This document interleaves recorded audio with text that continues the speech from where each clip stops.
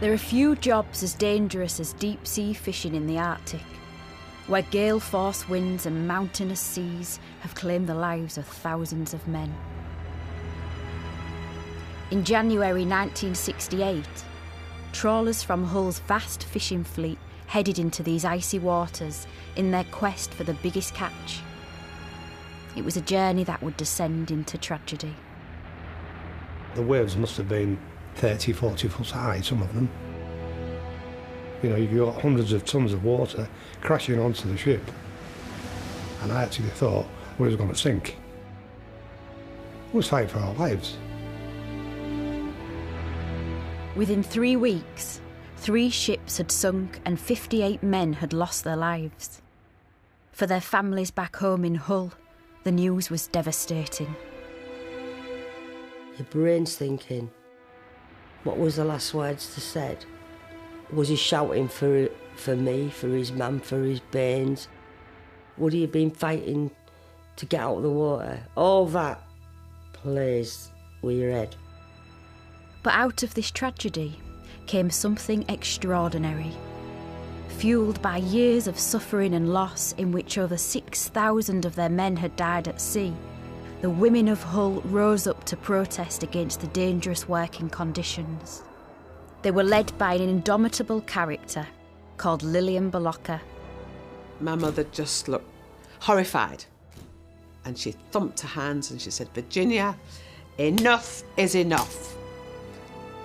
I'm going to do something about this."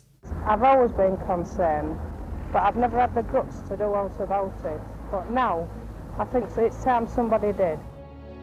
What Lillian and the others wanted was a safer fishing industry, and they were prepared to do anything to get it. But this was a man's world, where women weren't welcome. I got a punch in the face when I was first doing it. Are you a fisherman's wife? I'm a fisherman's daughter who died at sea 4 years ago. My mother was widowed with 6 children. But I wouldn't have stopped under any circumstances.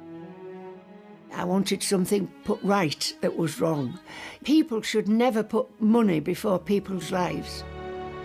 This is the epic story of a disaster that tore through the heart of Hull's fishing community, and of the remarkable women who risked everything in their fight to ensure it never happened again.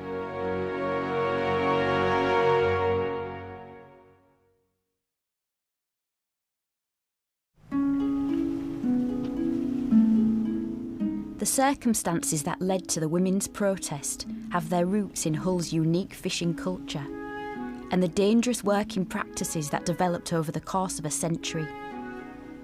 By the 1960s, the city was home to the greatest deep-sea fishery on Earth. 150 deep-water trawlers were based at St Andrew's Dock, and every year they brought in up to 250,000 tonnes of fish, 25% of Britain's total catch. To bring in such large quantities, Hull's trawlermen had to take enormous risks, because the best hunting grounds were 1,000 miles away in the Arctic waters around Iceland. For the Hull trawlermen, the North Sea was more or less a highway, a watery highway, which led to the fishing grounds, which led to them fishing under the Northern Lights. They went as far as a man could go without hitting ice, basically, without hitting the poles, as it were, and to fish. Of course, because they went further and as far as you could go, the risk becomes greater. It's the most dangerous profession on earth. Not the most dangerous job in Britain, the most dangerous profession on earth. You're 17 times more likely to die on a trawler than if you were just an ordinary working person. Because of the extraordinary distances involved, the trawlermen were away from home for at least 3 weeks at a time. As a result, Hull's fishing community, which was based around Hessel Road, developed a culture all of its own, one where men and women live very separate lives. One man who knows more about this community than anyone else is photographer and historian Alec Gill. He's been documenting people's stories here for over 40 years. There are many dynamic features of Hessel Road, and one well worth stressing is that it was a strong matriarchy. The women are the unsung heroes, really, of the community, because while the men were away for 3 weeks, they had to be mother and father both to the children. And so they did form this like sisterhood, if you like, and it was a wonderful community that was close-knit, and it survived adversity after adversity. For Hull's women, the fact that their loved ones could die at work at any time was a constant worry, made bearable only by the joy of their return. At St Andrew's Dock, families gathered to welcome back their men. But this would be only a brief reunion, because after just 3 days at home, they would be back to sea again. Lil Balocca's sister, Minnie, was married to trawler skipper Dick King. I love the 3 days. You look forward to that for 3 weeks, to get them 3 days. It's a different world. It's a different world from what you've lived before. You've got your man, your husband, or your boyfriend, or whoever it might be, is yours, is back.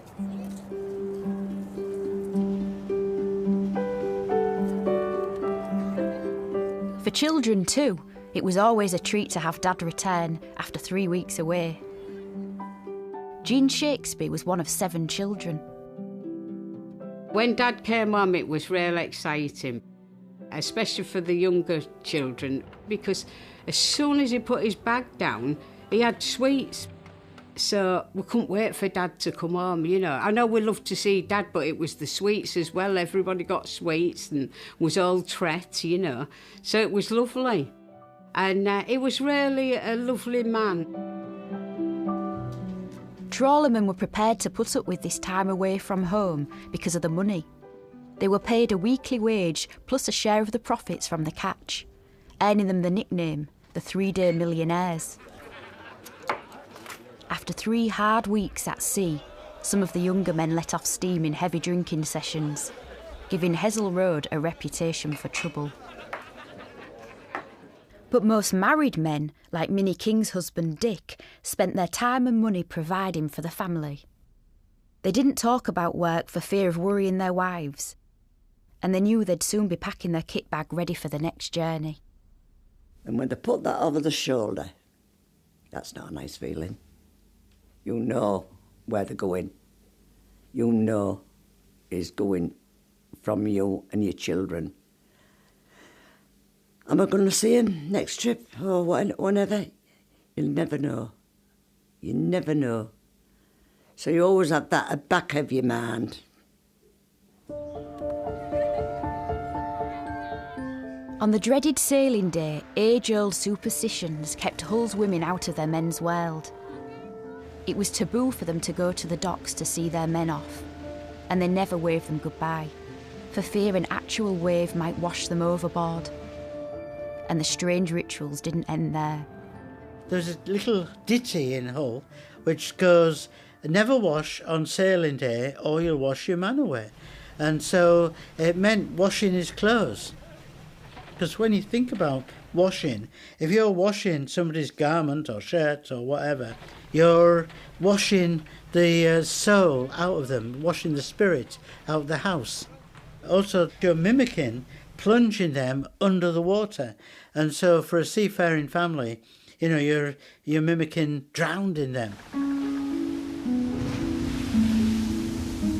The hardships of a life at sea were well known to Hull's fishing families. But many of Hessel Road's boys still wanted to go. Among them was Ernie Balocca. It was tradition. My father was in the Merchant Navy, my uncle was a skipper on the trawlers, my granddad was a chief engineer on the trawlers, and a lot of my friends was all on the trawlers, and it looked so glamorous when they was coming home after the 3 weeks, all dressed in smart suits, few quid in the pockets, making us quite jealous of what they had. However, young Ernie faced opposition to his plans from his mother, Lil Balocca. My mum wasn't very keen on the idea at all. Didn't want me to go. There's no two ways about that. Because she knew of the dangers of the sea. But I insisted. And in the end, she realised that you weren't going to be able to stop me. At 16, Ernie didn't need his mum's permission to work on a trawler. And while no boys under the age of 15 were officially allowed at sea, some skippers did turn a blind eye. Hessle Road boy Ken Shakespeare first worked on a trawler when he was just 13 years old. For me, a young boy, I thought, well, this is my vision and this is what I'd like to do. And of course, you look up and you see the skipper who's in control of the vessel, and you think, well, that could be me up there in so many years' time. That was my intentions in life. Both Ken and Ernie were soon heading out towards the Arctic as inexperienced but enthusiastic trainee deckhands, known in the industry as decky learners. It seemed at the beginning that it would be a great adventure. The reality was something quite different. They were about to experience some of the dangerous working conditions that would so anger Ernie's mum, Lil Balocka, and the other Headscarf heroes. I just couldn't believe how rough the seas were, what the conditions was like, the hours that was worked, just the all-round working environment. You know, your life's in danger, there's no doubt about that, it's in danger. In the 1960s, Hull's fishing fleet was largely made up of old-fashioned trawlers known as sidewinders. On these vessels, the fish had to be gutted on the exposed deck, where the men often worked 24-hour shifts in appalling conditions. The health and safety aspect was non-existent. All they used to say was, you keep one eye on the job and one eye on the weather.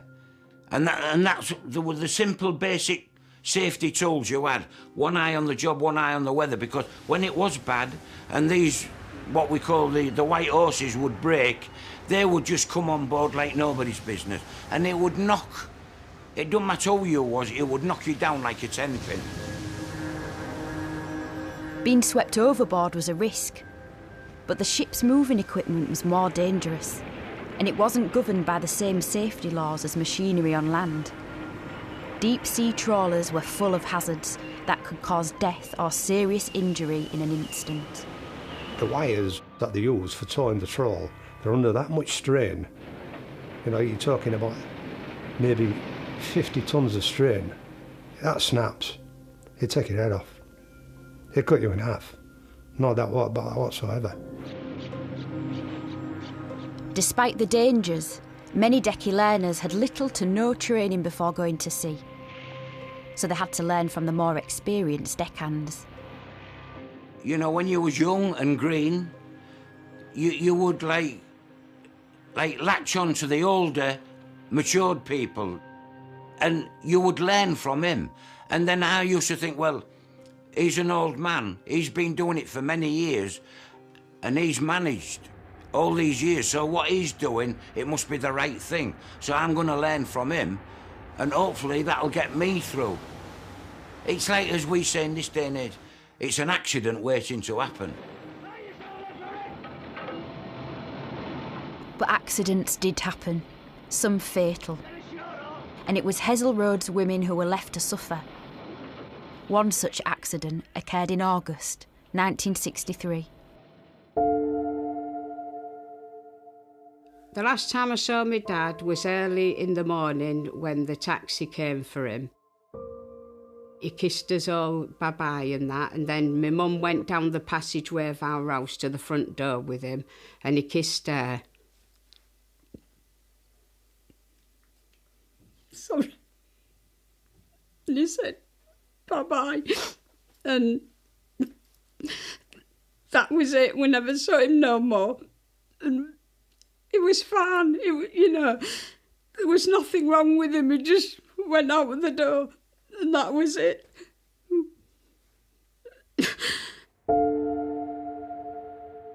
Jean's dad, Stan, was dragged overboard when a shark became caught in the net. His body was never found. With no body to bury, it was almost impossible for loved ones to come to terms with their loss.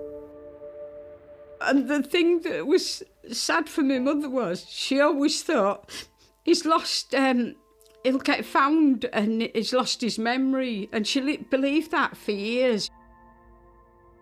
With 7 children to support, Jean's mum sought compensation from the trawler owners.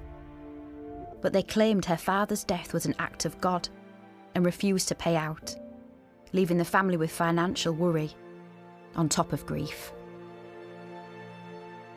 In the meantime, there was some happiness for Jean, as not long after her father died, she married Decky Lerner, Ken Shakespeare.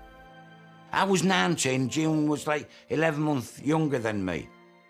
For me, in them days, it was like, it's something there, what you get inside of you. This is it. It was nice, you know, so the only thing was it was his job. I used to worry all the time because I was thinking of my dad. And I know it sounds silly, but I was thinking, when he gets past 40, I'll feel better because my dad was just 40 when he died. And I don't know why, it just stuck in my head that. What happened to Jean's mother and the family was not unusual. Without proof of negligence against the owners, few accident claims resulted in a payout. But in the 1960s, the bosses that ran Hull's fishing fleet were all powerful. People often describe the trawler owners as almost feudal. That's not quite accurate. They were entirely feudal. They couldn't be further removed from those that worked for them. And I'm not saying that individually as human beings they were monstrous. Their practices were monstrous. To send a man to sea with scant regard or even concern for his safety. They're concerned only with what they brought back. In the quest for maximum profit, the trawler owners put enormous pressure on the ship's skippers to bring back more fish than their rivals. They even awarded an annual trophy, called the Silver Cod, to the man who landed the largest catch. In this competitive environment, skippers expected the trawlermen to work even in the worst conditions. Everybody's got a different opinion of what bad weather is. You get levels of storms or weather forecasts ranging from 1 to 12. Up to a 7, yeah, it's all right, but it's starting to get a little bit dodgy, a bit naughty in that way. 8s, no, I don't really work in this. Some, when you get to 9s, you'd get some of the skippers, they'd fish in that, and that was dangerous. Very dangerous. But you'd no option. The bottom line was profit. But whatever the men thought, in the 1960s they had few employment rights, and arguing with the skipper could prove costly. The skipper was God. His word was God's. Whatever he did, we did. And that's how it was because, they had the power to do what they wanted. They had the power to either make you or break you. It's not very often you challenge the skipper's word or authority. If you did, you could almost guarantee you get the sack when you go home. And what they do, they call it walkabout. And they make sure you stopped out of work for 2 or 3 weeks till you'd learnt your lesson.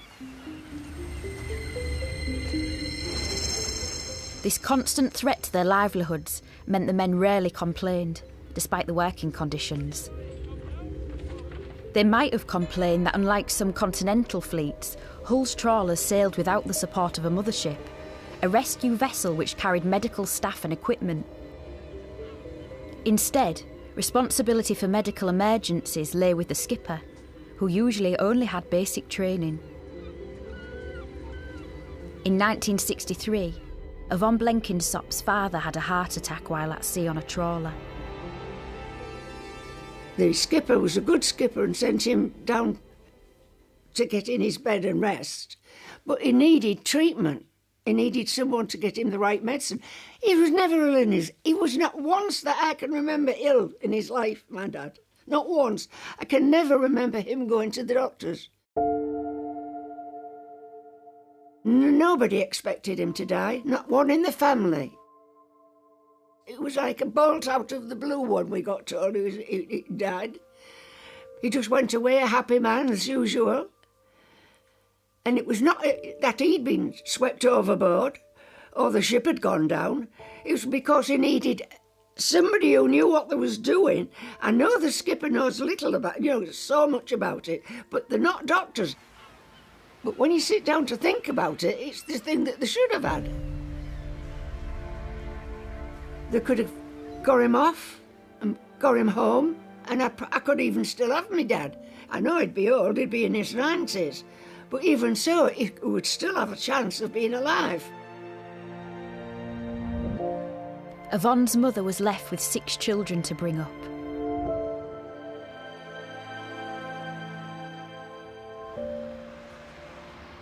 The women of Hessle Road had lived with tragedy for generations. But in early 1968, they were to suffer a bereavement of such magnitude they could remain silent no longer. The triple trawler disaster would thrust the issues of their close-knit community to the very height of national attention.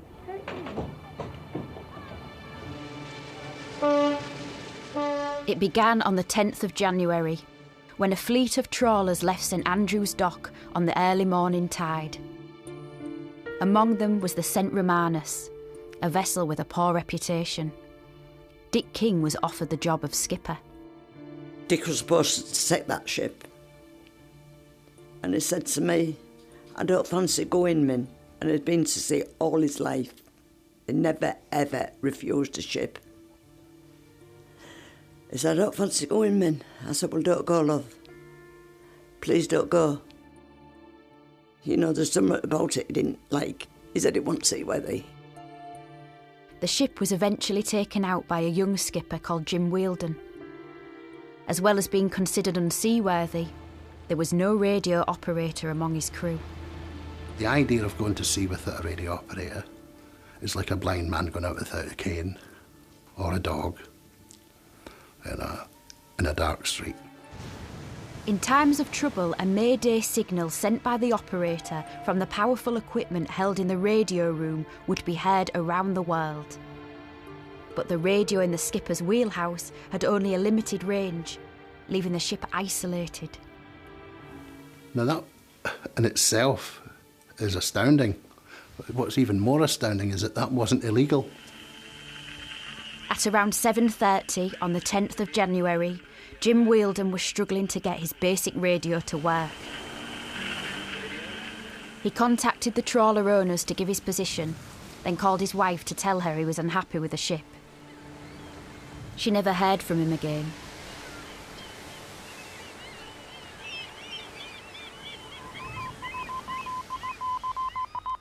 Over the next 10 days, the owners tried in vain to contact the St Romanus, but took no further action, as skippers often maintained radio silence if the fishing was good, to avoid giving away their position to their competitors. It wasn't until the 24th of January, 2 weeks after initial contact was lost, that the owners finally alerted the Coast Guard. The same day, in houses off Hessle Road, the wives of the crew were informed that the ship was missing. Among them was 17-year-old mother of 2, Denise Hilton, whose 19-year-old husband, Brian, was on board. I sent him a telegram for our first wedding anniversary. And then these 2 men are knocking on the door to say that they've had no contact with the ship for so many days. And they're hoping everything will be all right, like. So you're thinking, of course it will be. Of course it will be. You get a telegram tomorrow, you'll get, as often you did, a bouquet of flowers or a basket of fruit. You're thinking it'll be all right. But then they come back again and they say they still haven't heard. And you're sort of living in a dream. You feel sick, you don't want to eat, You're looking at your babies and you're thinking, he has to come back for them. News of the missing ship spread gloom across the community. Ernie Bolocka was about to set off for his next voyage to Iceland. When I was in near Kingston Almondine, we'd actually set sail from Hull, knowing that one ship had already gone missing, which was the St Romanus. You know, there was a lot of sadness aboard the ship from everybody because they all felt for the people back home.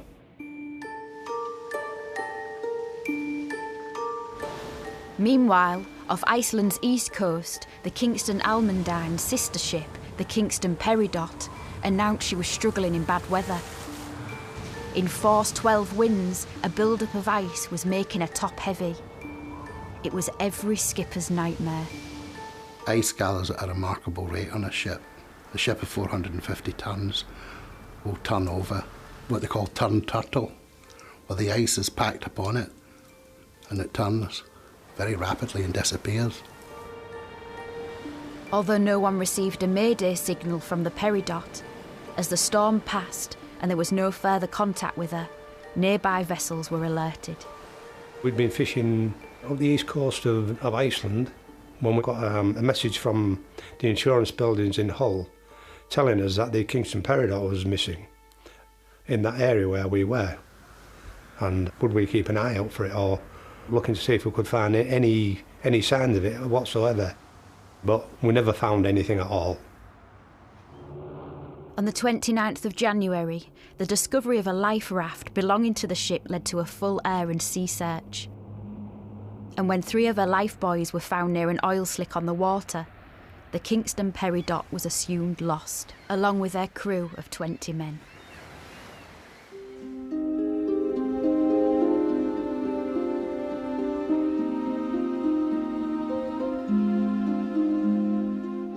More bad news followed, as the loss of the St Romanus was officially confirmed. Another 20 men had perished. The people of Hessel Road were in shock. Everyone was talking about it. Everybody knew one of the men on the ships. It was a horrible time. You just walked down Hessel Road and everyone, that'd be the topic, a conversation, whatever shop you went in. Hull was home to a fisherman's mission, a church-run charity that provided emotional support in time of need. And it was the job of the port missionary to break the bad news to the waiting women. It was a daunting task for newly qualified Donald Woolley, who'd only recently been posted to Hessel Road. Many of the people who lost their husbands or partners were of no age at all, sometimes late teens, as were their partners. But nevertheless, those people, being young people, must have been terribly traumatised by what had happened to them. One minute they were happy, another minute they were content, another time they were looking forward to coming home. But in actual fact, they were never to come home.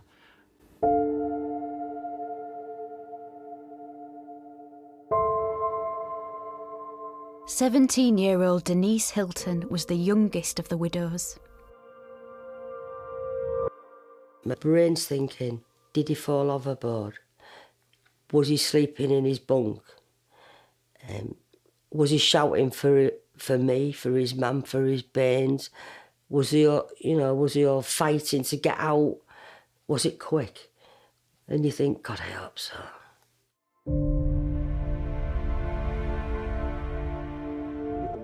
You look at your children and you think, excuse me, they're never going to see their father grow up.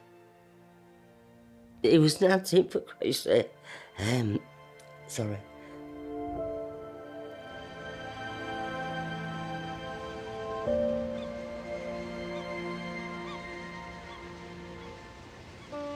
Despite the shocking loss of 40 fishermen in 2 weeks, it was business as usual for owners and crews at St Andrew's Dock. But the women of Hessel Road could contain themselves no longer. wives, mothers, sisters and daughters now vented their anger at the lack of safety on the trawlers. For a start-off, there should be a wireless operator on every ship, because a skipper can't be on the bridge and in the wireless room at the same time, can he? And the owners, they don't care. All they're interested in the fish. The men, they don't mean a thing to them. They couldn't care less what happened to them, as long as they're bringing the fish back. There's been that many men lost in the last 5 years that we just aren't going to put up with it anymore. Even now the owners are trying to make... Emotions were raw. The double tragedy touched every woman in the community. Lil Balocca worked as a cod skinner in a fish factory off St Andrew's Dock. Her daughter Virginia remembers how her mother reacted to the news. Even though she was such a private person, normally, she was shocked and horrified, and she just looked at me and she thumped her hands and she said, "Virginia, enough is enough. I'm going to do something about this." And I looked at my mum and I thought, whoa, she means business. And she said, "I'm going to start a petition for better safety conditions at sea." Lil Balocca was not alone. The pent-up feelings of generations of women boiled over. Thousands eagerly signed the petition. I remember Lil knocking on the doors with the other ladies to sign the petition. Those in the streets, those on Hill Road with clipboards and signatures was getting signed. I don't think there'll be anybody in Hull that never signed that. I certainly signed it and my family signed it. That petition got 10,000 signatures in 3 days in an area that only has 14,000 people. Imagine that's practically everybody who could pick up a pen had signed it. On Friday the 2nd of February, Lil Balocca took her petition to the Victoria Hall, where over 500 women gathered to demand action. Among them was Yvonne Blenkinsop. After the death of her father 5 years earlier, she was desperate to get involved. You couldn't move, it was packed with people. There was loads there, I mean loads. There was women of all ages, from young ones who's just become wives of young trawlermen. There was older ones, there was people who'd already lost people at sea. There was all sorts of people there. Lil told the gathering they were there to talk about what they were going to do after the loss of the 2 ships. Action was needed. She was prepared to go to jail if it would win better and safer conditions for men on trawlers. And she intended to meet the Prime Minister next week and not come back until she had. Yvonne Blenkinsop was then called to speak. I just started speaking on the microphone and I told them about my mum and dad and being left alone with 6 kids, having to bring them up, and how hard it was. I said, "I know how all you out there, if it's hit any one of you in this room now, we know exactly what you're feeling." I said, "And it's got to change. We've got to have better safety. We can't go on like this forever and ever and nobody doing anything." And I said, "We've got to see the owners." The meeting voted for Yvonne, Mary Denness, Lil Balocca and Chrissy Jensen to form a committee to take their demands forward. Jean Shakespeare was impressed by what she saw. Their spirit in Victoria Hall, them ladies, when they was on stage speaking, they was saying what we was all thinking and wanted to say, and it was wonderful. You felt as if something's going to be done. The women of Hessel Road were speaking out like never before. Do you think as conditions are at the moment, they're safe at sea? Well, no, because they don't have a regular check of the safety equipment. Often it's not even touched and they don't know what condition it's in. What do you feel about this business? Well, I think it's gone on long enough, and if we don't do something about it, nobody will. The men can't, because they're not home long enough to all get together and organise something, so we have to do it. I've always been concerned, but I've never had the guts to do aught about it. But now, I think it's time somebody did, and I've made a start. It's up to these other people to follow me. And let these owners sit up and take bloody notice, and now, not next year or the year after. Many of the women wanted action there and then, so Lil led over 200 of them on a march down Hessel Road to confront the owners at St Andrew's Dock. We just walked silently down Hessel Road and it was fantastic. And you felt as if, right, something's going to be done and, you know, it was wonderful. While a deputation of women met with the owners, the rest voiced their feelings to the press. This was the chance for Jean Shakespeare and her mother to speak out. You can see my mother is really verbal because it's bad enough losing one man, but to lose full ships of men was just too hard to take. Lil and the others were fast becoming a formidable force. But what can be done? Lots of things can be done, Petal, and will be done. We need a safety ship patrolling the areas 24 hours a day. Are you a fisherman's wife? I'm a fisherman's daughter who died at sea 4 years ago. My mother was widowed with 6 children. I've been born and bred in the fishing family, but that's apart from the fact. We're fighting for the fisherman who's there now. I was thinking about getting the job done for the safety of the men, that was all. No, but the thing is, our men are hard-working men. I wanted something put right that was wrong. People should never put money before people's lives. For the first time, Hessel Road's women had stepped out of their traditional domestic roles into a world where they'd previously been excluded. And they were getting noticed. Nothing like this had ever happened before. It was a man's domain. Women sort of like never spoke up, but Mum with her 3 other ladies had the guts and the courage and the determination to change something. However, the women were about to discover just how hard it would be to take on the system. After they'd met with the owners, Michael Burton, chairman of the Hull Fishing Vessels Owners Association, was asked if he was sympathetic to the women's cause. I have much more sympathy with the relatives who've been lost at sea, frankly, than a lot of women who are trying to, or not trying, but are getting carried away on a wave of mass hysteria. Well, believe you me, I wish they'd have put me or my mother in that room with him. I'd have shown him what hysterical was, because how dare he? He hadn't lost no one. You know, and that was horrible to say that. We weren't hysterical women. We was trying to get our husbands, sons, brothers, whatever, safe, dads. We wanted them safe. But despite the women's good intentions, some of the trawlermen also disapproved of their actions because they lived in fear of the owners and were well aware that complaining could cost you your job.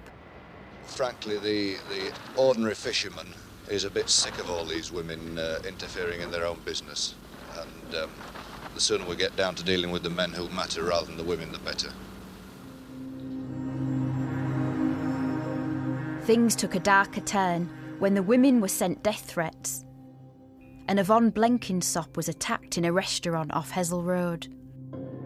As I get to near the door, he comes straight up to me and punches me in my face. He said something about the fishing. I couldn't hear what he said, and off he went. Well, I just turned round and come back again. Didn't go into the toilet. I said, I've just been punched in the face. Right, a big one, right in my nose. It was a wallop.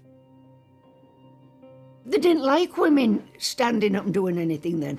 Women should be at home looking after the children and looking after, you know what, cleaning, cooking. They shouldn't be doing that sort of thing. That's what they were saying. At home. But nobody was going to tell Lil Bolocka what to do. She wasn't even worried about breaking the age-old taboo that prevented women from going to the docks on sailing day. She was going down on the next tide to stop any trawler setting sail without a radio operator. I'm going to get aboard that trawler and stop on and I'll have to be moved off that ship forcibly. I'll have to be carried off. Unless that ship's got a full crew with included the radio operator. The next day, Lil was at the lock gates as a batch of trawlers were leaving for Iceland. Are you got a full crew, lads? Radio operator, all the best flowers. Then, when a crew told her they had no radio operator on board, her moment came. Lil tried to jump onto the trawler. I remember my mother struggling with 6 policemen and women. And there she is struggling because Mum, was trying to jump on board a trawler that Mum thought didn't have a radio operator on board. When she went on the dock, when she was struggling, the police was holding her back. Yeah, she's a big woman, don't forget. But she was a strong woman and all. I worried about her then. Oh, crikey, Lil. I said, be careful, Lil, you know. I'm all right, don't worry about me. I'm all right. That's all you got from her, you know. She's that kind of a woman. She was strong, whatever she wants to do, she'll do it. That became the photograph on every front page, this woman wrestling with the police. But the courage involved in that, what people missed, had she have managed to jump, the chances are she would have killed herself. It was an extremely dangerous and headstrong thing to do. But she was a very headstrong woman. Do you think you're doing any good with this vigil? Certainly, certainly. What do you think you're doing? Well, stopped a ship from going without a radio operator, haven't we? That's a start. It's not the finish, it's the start. How much more of this do you intend to do? The rest of my life. How do you regard yourself, Mrs. Willocker, as a sort of suffragette? Don't be daft. How then? Why are you doing this? Because I'm a mother. As a mother, Lil had once tried to prevent her son Ernie from becoming a trawlerman. Now she knew he was fishing in the same treacherous waters that had just claimed the lives of 40 men. But what she didn't know was the worst storm in living memory was bearing down on the fleet. The weather had got that bad. It increased from medium-heavy weather to just unworkable in the space of 30 minutes. It happened very, very quickly. So what we did, we hauled all the gear back on board the ship, tied it down, it's what you call lashing it down, tied it all down, secured it, and by then it was a full-blown raging storm. Over a dozen hull trawlers battled through the waves to get to the shelter of a nearby fjord. As hurricane-force winds brought driving snow, deadly ice started to build up on the ships. While his wife, Jean, was protesting on Hessel Road, Ken Shakespeare was on the Kingston Garnet. The seas was absolutely ridiculous. Everybody's off the deck and we have a watch looking out on the bridge, radar, 3 or 4 men, skipper, mate, watchkeepers, looking out, listening and everything, you know, trying to get to safety because they were so big, the seas, they would have just filled us and with the ice top up, we'd have just eventually keeled over. After hours spent hacking ice from the Kingston Almondine in a desperate attempt to stop her sinking, an exhausted Ernie Bollocker had taken to his bunk while the storm raged on. You get to know the motion of a ship after a while. You know when it goes to one side, it'll come back up again. Goes to the other, it comes back up again. And this particular time, you can feel the actual seas and you can hear them pounding aboard the ship. You know, you've got hundreds of tons of water crashing onto the ship. And you know, you boom, boom, boom, boom. Yeah, that's okay. Boom, boom. Bloody, that's getting a bit. And by then, you're expecting it to start to come back. And I actually thought we was going to sink. We was laid out at an angle where I didn't think it was going to come up right again. Right? But I was that exhausted at the time because of the work and what we've been doing on the deck and the long hours. I never had the energy to get out of my bunk. If that ship had sank, I'd have still been laid in my bunk. Back on the Kingston Garnet, Ken Shakespeare heard on the radio that the nearby Ross Cleveland was in trouble. And through the blizzard, he could just about see her. You could see the flashing of his light, bearing in mind he's moving up and down and you're looking for the light. And sometimes the snow, it gives you false images, but then we'd say, there's the light. And then we heard the skipper saying, this Phil Gare, he kept saying, she's going, and I can't do anything about it. Give my love to my wife and to the crew's families. We're looking, and then the lights have gone. and there's nothing on the screen. And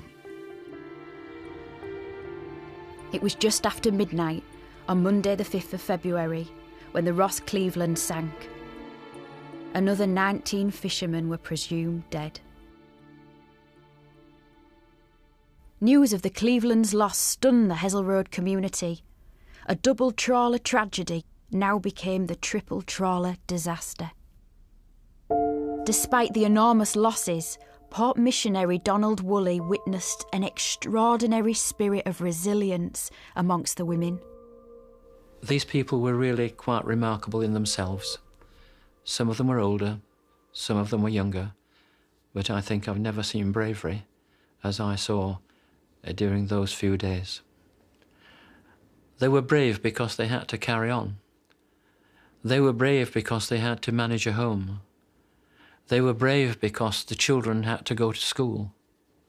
They wanted to show not only their own love to their children, but sometimes I think they wanted them to show their dad's love. But he was never going to be there again. However, some women still struggled to accept the loss of their men. The local church arranged a memorial service to help them.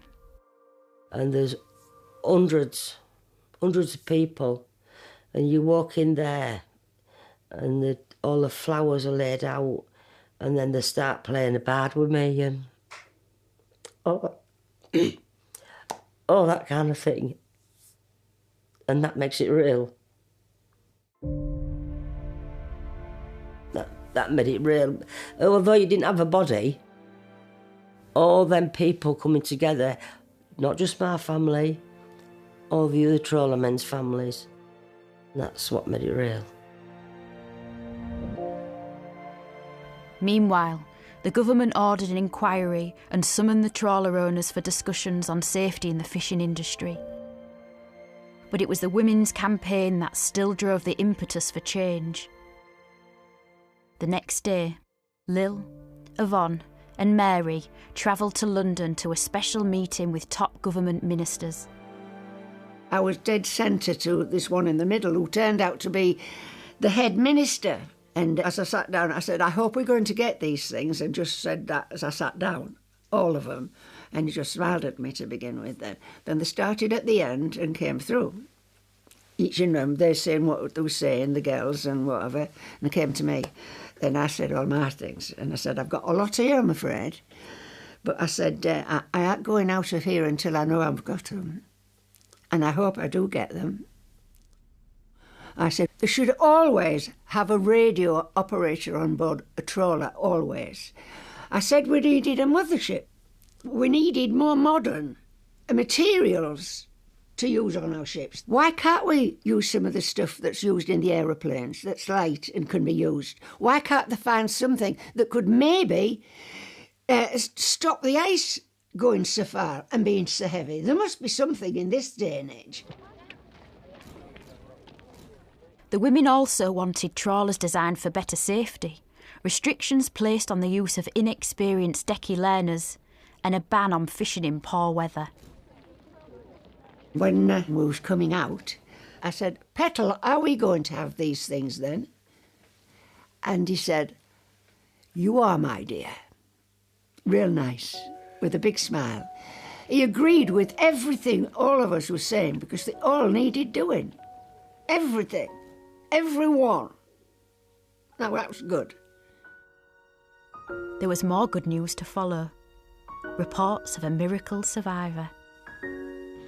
This is Ísafjörður, the wild, icy northwest coast of Iceland, where British trawlermen have been battling against some of the worst weather the island has ever seen. Now, into this remote, freezing fishing port has come a British seaman who survived a dying ship. 26-year-old Harry Edam was the mate on the Ross Cleveland. He survived in a life raft in which 2 of his colleagues had died. The news was broken to Yvonne Blenkinsop and the others while they were still in London. Somebody comes in the door. They found one! They found one! The survivor? The survivor, yes. It was Harry Edam. I thought that was marvellous. They found one, they found one, they found... And we was all absolutely thrilled. Harry Edam's miraculous survival quickly gained huge press attention, making the triple trawler disaster and the Women's Campaign for Safety an international news story. Newsreel cameras were there to film him reunited with his young family. Now the ordeal of Harry Edam was over. He was back with his wife Rita and their 7-month-old daughter Natalie. The Edam family were news, good news in a time of tragedy. The lone survivor will be a key witness in government and Board of Trade inquiries into the disasters. But first, there was the happiness of being home to enjoy. Despite appearing in front of the cameras, Harry was so traumatised by his ordeal that he's never spoken publicly about it. But he did speak privately to port missionary Donald Woolley, who'd previously comforted his wife Rita. When Harry came back, I had the privilege of going to see him. And we had a natter about the things that had happened to him. But before I left his home, he said to me, "I've got something for you." And he went to the sideboard and he took out a copy of the New Testament, which had been given to him in Iceland. And he said, "Do you have any family?" And I said, "Yes." We had the one son, Richard. And so Harry took his pen and he signed inside that New Testament to Richard from Harry Edam. That New Testament has been on our shelves in our little office for 50 years. We're proud to have received it from Harry, a man who I respect tremendously.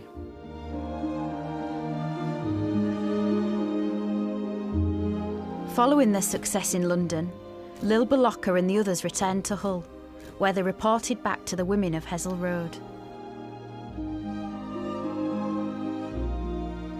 Of course, it was wonderful to say, well, I've met with Parliament, we've got what we've asked for. It just erupted. All the women, it was so lovely, you know. You just felt euphoric after all the tragedy that had gone on, that something's going to be done. It won't bring our men back, we know that, but it would help maybe the future men. And at the time, my husband was one of them. But it was a wonderful atmosphere in that hall. 88 safety measures were enacted immediately in response to the Women's Campaign. The first to be implemented was a mothership, complete with up-to-date medical and radio facilities. Their Fisherman's Charter laid the foundations for safety at sea for generations to come, welcomed by all, including those who'd once been resistant to change. As Mrs. Denness said upon the return to Hull, we did more in 6 days than trade unions and politicians had done in a century. And there's no doubt about it that there's people walking the streets today who otherwise wouldn't be. Countless thousands of lives, future lives saved by making the most dangerous industry on earth that much more safer. Despite the success of the Women's Campaign, by the early 1970s the future of Hull's fishing fleet was looking increasingly uncertain. In 1972, the Cod War broke out as Iceland imposed restrictions on fishing rights in its waters. In the ensuing battle, the Royal Navy was called in, as Icelandic gunships rammed Hull's trawlers and cut their nets.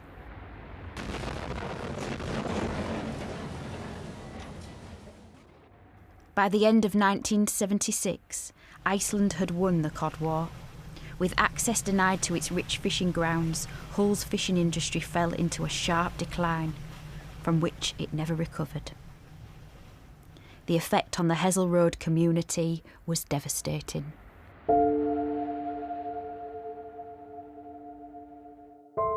Sadly, trawlers were getting scrapped on one hand, and also the bulldozers were moving in to the streets of Hesel Road, and the fishing families and the Hesel Roaders were being moved out to modern estates. As the old fishing industry slowly disappeared, so too did the memory of what Lil Balocka and the other campaigners had achieved.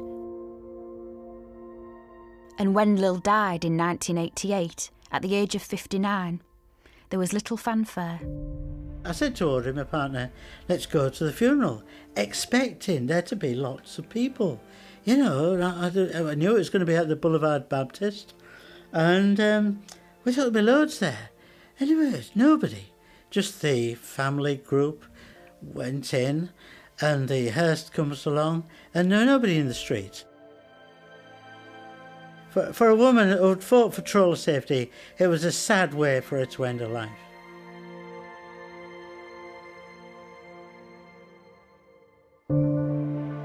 Once home to the largest deep-sea fishing fleet on Earth, St Andrew's Dock is now a wasteland. But it's also a place of remembrance for some of the families of Hull's lost trawlermen. Denise Hilton comes here to remember her husband, Brian. There's never an 18th of January, I forget, which would have been our wedding anniversary. His birthday's now to September, the time he got lost, the 10th and 11th of January. And my children have always known about Brian, the grandchildren, even the great-grandchildren. My little Layla, she's going to be 9 this week. They've just been doing something at school about the trawlers, and obviously she could say, well, my great-granddad was on there. Because they don't know him, but they know of him. Any questions they've ever wanted answered, I've answered them.